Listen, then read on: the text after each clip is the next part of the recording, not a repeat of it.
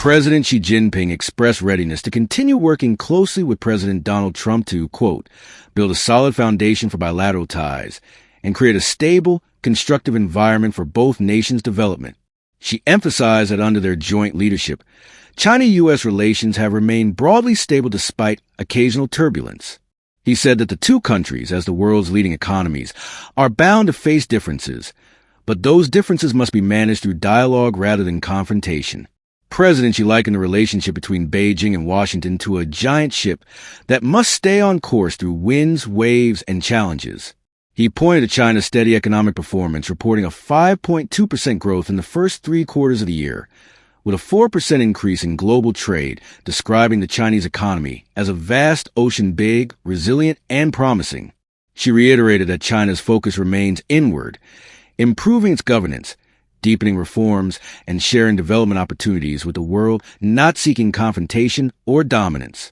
He highlighted China's next 5-year economic and social development blueprint, approved by the Communist Party Central Committee, focusing on high-quality growth, reform, and openness. On trade, she said both sides' economic teams had in-depth and productive discussions and reached consensus on several key issues. He called for prompt follow-up steps to transform understandings into solid deliverables, injecting confidence into both economies and the global market.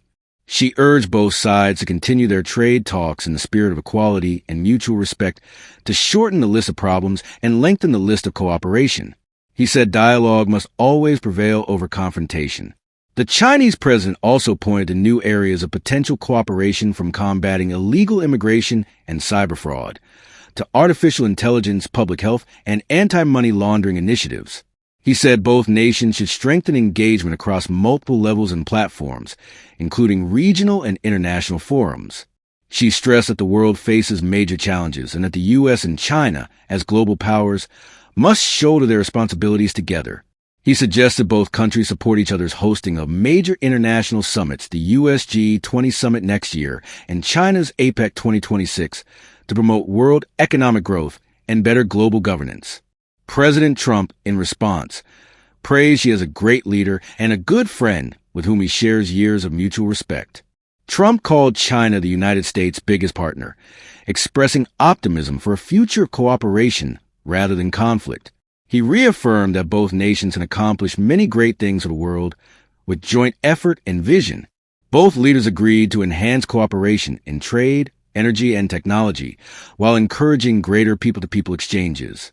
They also agreed to maintain regular interactions with President Trump, confirming he will visit China early next year, and President Xi expected to travel to the United States sometime after that. The meeting in Busan marks a renewed effort to steady the world's most influential bilateral relationship, one that continues to shape the global economy, diplomacy, and peace. Both leaders left the summit signaling optimism, a shared intent to replace friction with dialogue and competition with collaboration.